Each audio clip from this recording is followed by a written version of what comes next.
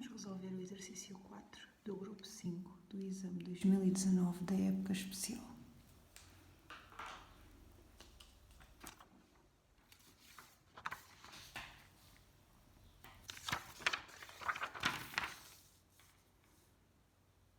Uma amostra de água de massa M, inicialmente a 26 graus Celsius e contida num recipiente, foi introduzida no congelador. Ao fim de um determinado intervalo de tempo, a temperatura da água estabilizou a menos 20 graus Celsius. Na tabela seguinte estão registados os valores de algumas propriedades físicas da água. Capacidade térmica máxima do gelo, da água no estado sólido. Variação de entalpia máxima de fusão da água, que é o valor. E temos o ponto de fusão da água. 4.1. Compare quantitativamente a energia envolvida na mudança de estado físico da amostra de água com a energia total envolvida nas variações de temperatura da amostra. Apresente todas as etapas de resolução. Então vamos lá resolver este exercício.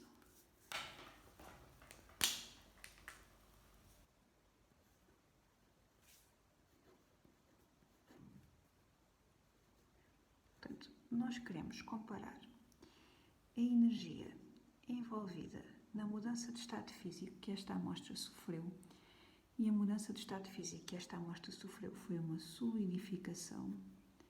Portanto, passou do estado líquido para o estado sólido, passou de água líquida para gelo.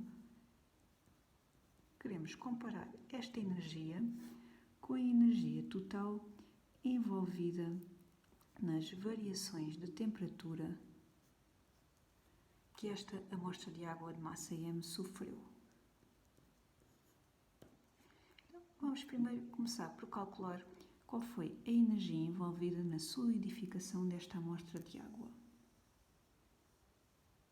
A solidificação da água é a passagem do estado líquido para o estado sólido, e a energia que uma amostra de água liberta quando passa do estado líquido para o estado sólido é exatamente igual à energia que uma amostra de água absorve quando passa do estado sólido para o estado líquido, ou seja, quando sofre fusão, o que significa que esta variação de entalpia máxima de fusão é igual à variação de entalpia máxima de solidificação. Portanto, nós sabemos pela variação de entalpia máxima de fusão da água que 1 kg de água no estado sólido precisa de absorver esta energia, estes joules de energia, para passar para o estado líquido. Mas também podemos concluir que 1 kg de água no estado líquido liberta 3,34 vezes 10 elevado a 5 joules, cede à vizinhança 3,34 vezes 10 elevado a 5 joules de energia quando passa para o estado sólido, quando solidifica. O que significa que a nossa amostra de massa M kg vai libertar X joules para a vizinhança quando solidifica aos 0 graus Celsius, que é a temperatura de fusão e é a temperatura de solidificação da água. Ora, então, X é igual à energia que a amostra de água liberta, cede, quando solidifica, é igual a 3,34 vezes 10 elevado a 5 vezes M. Joules. Agora, vamos calcular a energia total envolvida nas variações de temperatura que esta água sofre. A água, inicialmente, está aos 26 graus Celsius, está no estado líquido, é posta no congelador aos 26 graus Celsius, o que significa que a temperatura da água tem que descer para os 0 graus Celsius e, portanto, aqui existe uma variação de temperatura. Depois, a água líquida aos 0 graus Celsius liberta esta energia e passa para o estado sólido, e essa amostra de massa M no estado sólido e a 0 graus Celsius vai ter que libertar mais energia para chegar à temperatura final, que nos dizem que é menos 20 graus Celsius. Temos aqui duas variações de temperatura que esta amostra de água sofre. A amostra de água aqui está no estado líquido, e aqui está no estado sólido, já está sob a forma de gelo. Então vamos primeiro calcular qual foi a energia que a água libertou na variação de temperatura 1. A energia que a água libertou nesta variação de temperatura é dada por esta fórmula que aparece no formulário do exame, que é igual à massa da amostra vezes a capacidade térmica mássica da água, que neste caso está no estado líquido. Logo, tem que ser esta capacidade térmica mássica que nós vamos utilizar, este valor, vezes a variação de temperatura, que é dos 26 aos 0 graus Celsius. Portanto, isto vai ser igual à massa da amostra de água vezes a capacidade térmica mássica da água no estado líquido vezes a variação de temperatura. A massa da amostra é M. A capacidade térmica mássica da água no estado líquido aparece então na tabela de constantes. É logo a primeira constante. Vezes a variação de temperatura, que é a temperatura final, que é 0 graus, menos a temperatura inicial, que é 26 graus. Portanto, o resultado vai dar negativo porque isto é uma energia que é cedida pela amostra, que é perdida. E isto vai dar igual a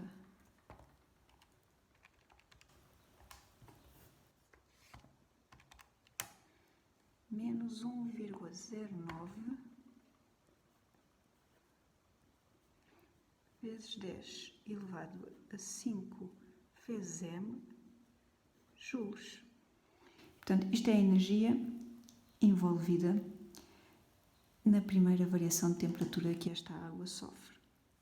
Depois, a água, quando já está toda no estado sólido, quando já solidificou toda, ainda vai libertar esta energia que nós vamos calcular exatamente pela mesma fórmula, mas agora a capacidade térmica mássica que nós temos que utilizar já é a capacidade térmica mássica da água no estado sólido, ou seja, do gelo.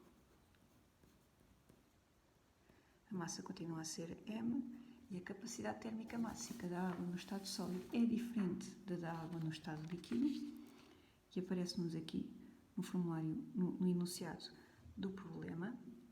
Não aparece na tabela de constantes e, portanto, é 2,10 vezes 10 elevado a 3 joules por quilograma por grau Celsius.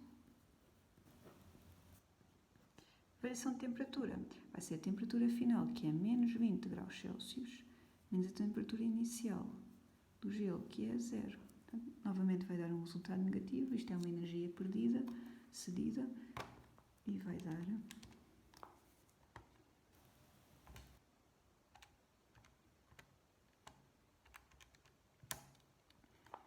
menos 4,2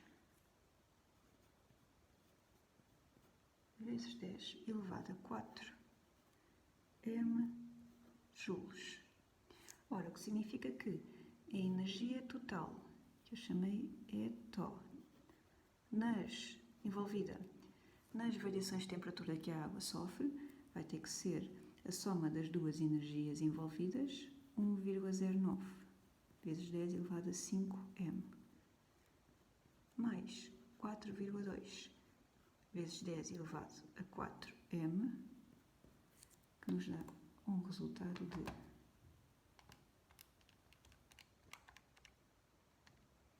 1,51 vezes 10 elevado a 5 mJ de energia que esta amostra de água perdeu para o congelador. Ora, então vamos lá ver qual é a relação quantitativa que existe entre a energia que a água perdeu quando solidificou e a energia que a água perdeu e que fez variar a sua temperatura. Portanto, isto vai ser igual a esta energia que nós primeiro calculamos,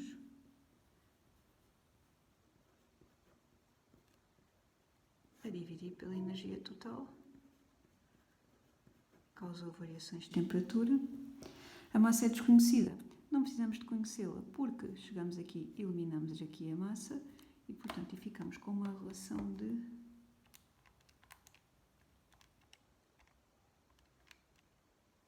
2,2, o que significa que a energia que esta amostra de água libertou quando solidificou é 2,2 vezes maior que a energia que esta amostra de água libertou nas variações de temperatura que sofreu.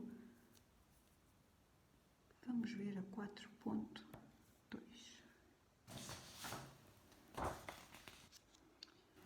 Até atingir a temperatura de menos 20 graus Celsius, a água cede energia ou recebe energia à vizinhança através das paredes do recipiente, essencialmente por. A temperatura inicial da água era 26 graus Celsius, logo se a sua temperatura final é menos 20, significa que a amostra de água cedeu energia à vizinhança, perdeu energia para a vizinhança. E como esta energia foi transferida através de uma matéria no estado sólido das paredes do recipiente, significa que esta energia foi essencialmente transferida sob a forma de condução. E, portanto, a resposta correta tinha que ser a A.